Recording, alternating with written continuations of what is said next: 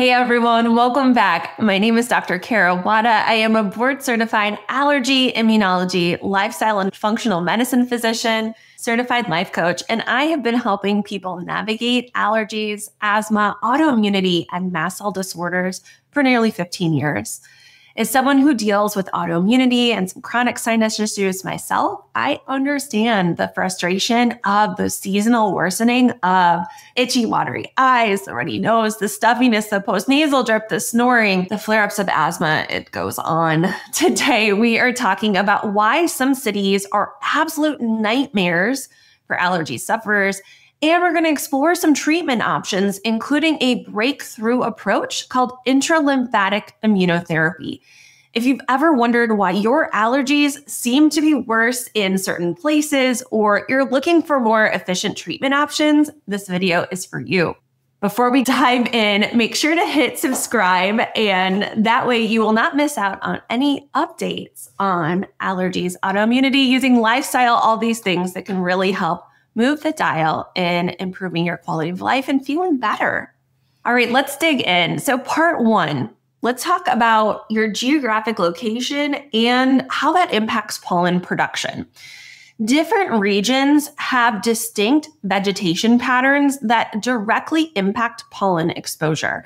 So we can think about it. It's why we sometimes vacation to different locations, right? We want to see the palm trees or see the desert, go to the mountains, right? So the Midwest and the East Coast have extraordinarily high levels of tree and ragweed pollen. You're also going to see significant level of grasses. So that's why we really see these huge peaks in symptoms during spring and fall. A single ragweed plant in fall can produce up to 1 billion pollen grains in one season. And those little grains of pollen can travel hundreds of miles on the wind. Now, when we think about the Southeast and particularly Texas, they face some unique challenges. They have a lot of oak trees, pine trees, and in particular, they are known for mountain cedar tree pollen season. And in Texas, it's actually called cedar fever in some places because this season can be so severe, it tends to make the national news each year.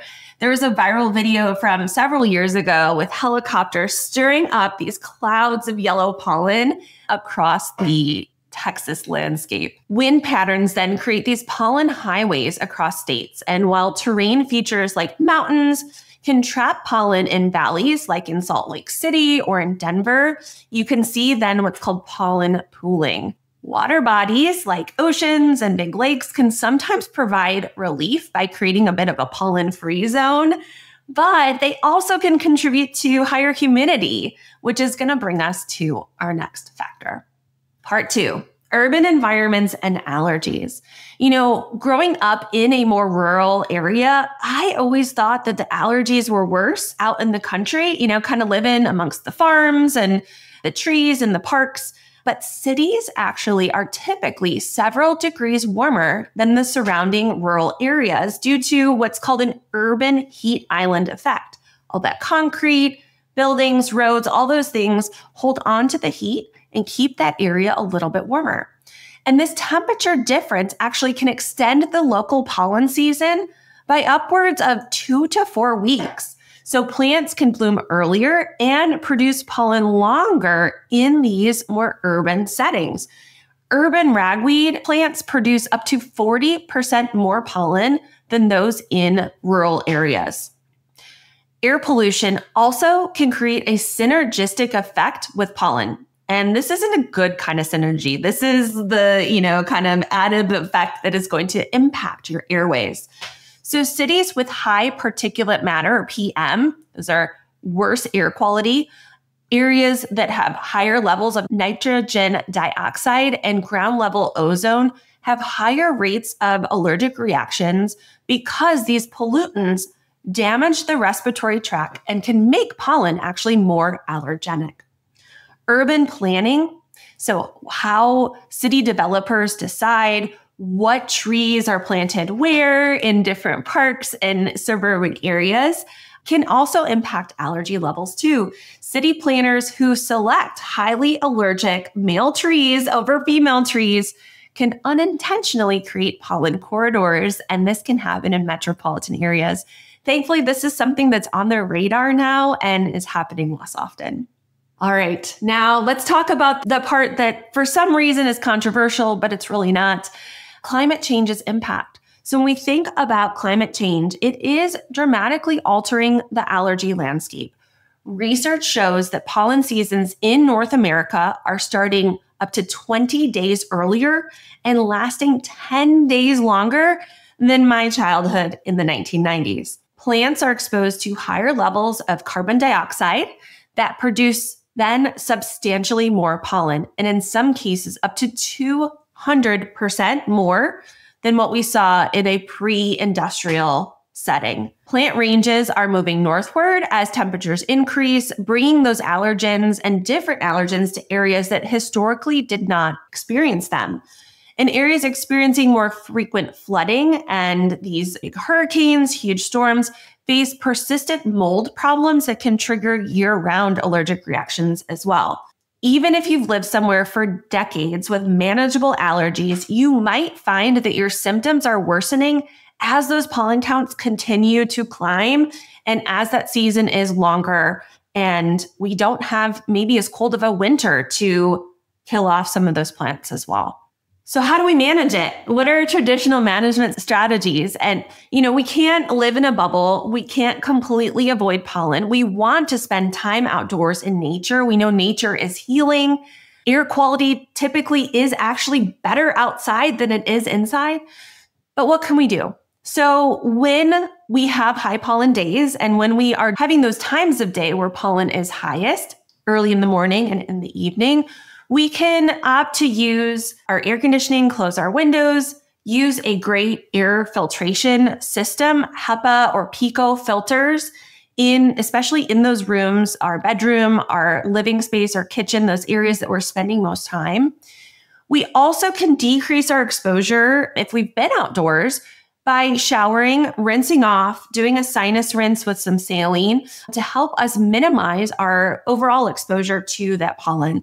That helps remove pollen from our clothes, from our bodies, from our hair, from our sinuses, and from the air that we're breathing indoors. Inside your home, you also can use HEPA filters in your ventilation system, your HVAC system, and your vacuum cleaner. You can regularly wash your bedding with hot water and dry on the hot cycle.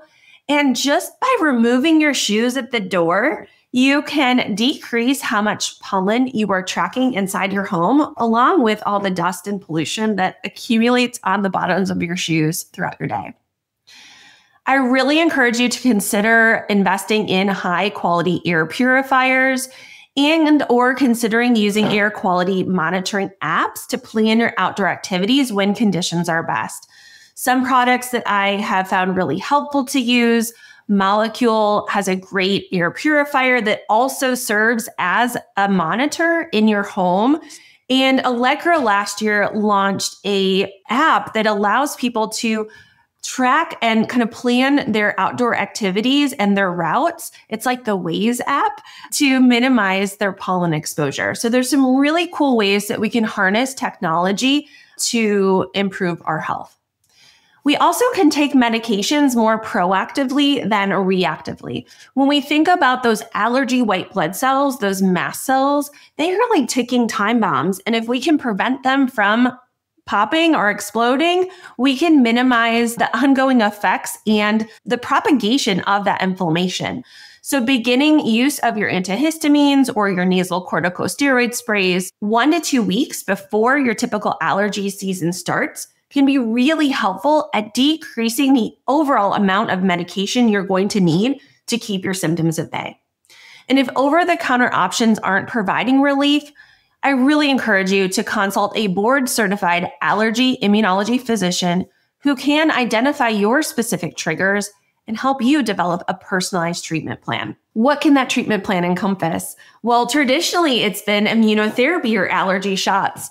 For long-term relief, immunotherapy is the gold standard for treating allergies. And I want to share a little bit about the three main approaches that we can take when we are working to desensitize or change your immune response to those pollens that your body is inappropriately overreacting to. So there is first and foremost traditional allergy shots, which we have used as allergy immunology docs for well over 100 years. They're proven effective. We have a really great idea of the dosing we need. To get that effective dosing, we realize that there is some risk of potential whole body or anaphylactic type reaction to shots. So we require those shots be given in a clinic that can treat those potential reactions.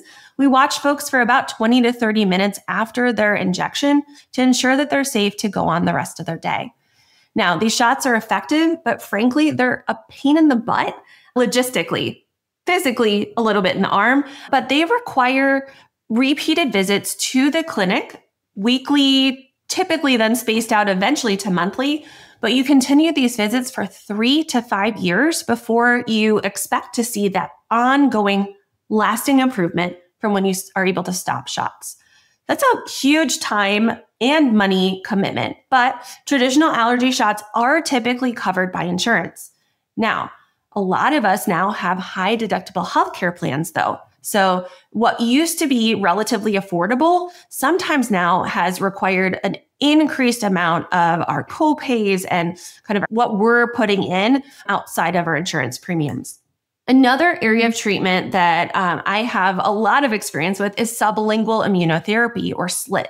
These are also known as allergy drops, and they offer an alternative approach with daily drops or liquid solutions, sometimes tablets that go under the tongue and are absorbed, and that affects that immune system change. Again, this takes somewhere between 3 to 5 years of treatment, sometimes longer, and requires daily adherence to these treatments. They can be very helpful. They generally have a much lower risk of anaphylaxis, of those whole body reactions, which is why we can administer them at home. There is, though, some debate as to what are the specific doses we need to hit. And there is some variability in the effectiveness or the data that we have on effectiveness between shots and drops. I also am a little hesitant about many of these companies that are offering to do your blood work and ship you drops to home. I worry and wonder how strong they are. Are they as effective as they could be? Having practiced and used sublingual immunotherapy in my clinical practice for nearly 10 years, there is some nuance and really a need to have that one-on-one conversation with someone who knows what they're doing. And so these, click box, fill out the form, send you the things, fly by night practices, just that makes me a little bit nervous. Now, let me introduce you to the newest family of immunotherapy, which is intralymphatic immunotherapy or ILIT. It is an innovative approach that uses a very small amount of allergen, but it is directly injected into the lymph node. The lymph node is where that immune system change is occurring when we do allergy shots or sublingual immunotherapy. But when we get a shot or we put that liquid or tablet under our tongue, there are other immune system cells that have to capture that allergen and bring it back to the lymph node. So there are some middlemen, essentially, or in between gophers that are bringing those allergens where they need to be. So we can speed up that process by directly delivering that allergen specifically to the lymph node. Now, this takes intense training, learning how to use an ultrasound to find that lymph node. It requires a lot of practice and know-how to know where you're looking for or what you're looking for, and also some help with the dosing. Now, intralymphatic immunotherapy is considered an emerging treatment. It's no longer experimental. We have data looking at patients up to 20 plus years out from their treatment with intralymphatic immunotherapy. What we found is it appears to be really safe, very effective, and so much faster. We do 3 injections directly into the lymph node at day 0, at 4 weeks, and at 8 weeks. So we see relief in about 3 months, not having to wait that 3 to 5 years. And we bring that number of injections from hundreds of plus allergy shots or daily drops down to 3 precision ultrasound guided injections directly into the lymph node.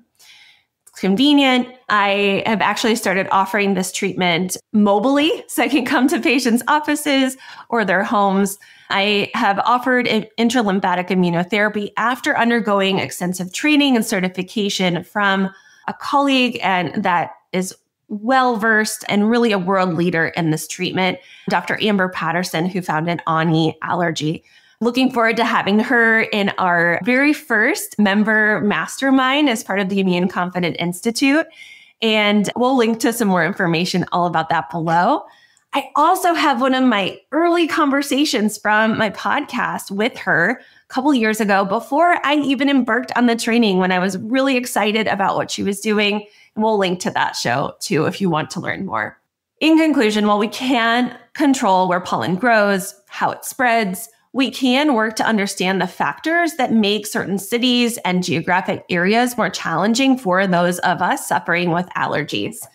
It empowers us then to take a more effective action and feel more empowered in what we're doing for our own health. If you are interested in learning more about intralymphatic immunotherapy or other treatment options, you can visit my website to schedule a consultation. And don't forget to download my free Allergy Action Starter Kit from the link below. If you are struggling to be heard on your health journey, please know that there is support available. You can connect with others who understand in my free Facebook groups, the Becoming Immune Confident Community for General Immune System Support, and the Success with Sjogren's Sisterhood, specifically for those of us navigating Sjogren's disease or helping those in our lives with that condition. If you're looking for personalized, in-depth, trauma-informed, holistic approach to care where we truly listen and work together to uncover the root cause and the driving factors in your symptoms, I'd love to work with you. I currently offer telehealth appointments through my practice, the Immune Confident Institute, if you live in Maryland, Illinois, Indiana, Colorado, Michigan, Wisconsin, Ohio, where I'm based, Florida, Washington, Alabama, Texas, Utah, and Pennsylvania. If you're not in those states, I do offer some medical mentorship, and no matter where you're living across the globe. And if you want me to get licensed in your state next, please click the link below to join the practice waitlist. This helps me know where you are and helps me prioritize where to expand next. You can find all the links in my Facebook group, my practice waitlist, the mentorship program, all below in the description. And again, make sure to subscribe so you don't miss additional insights and updates on our channel. Thank you for watching. I'm Dr. Kara Wada, and I'll see you in our next video.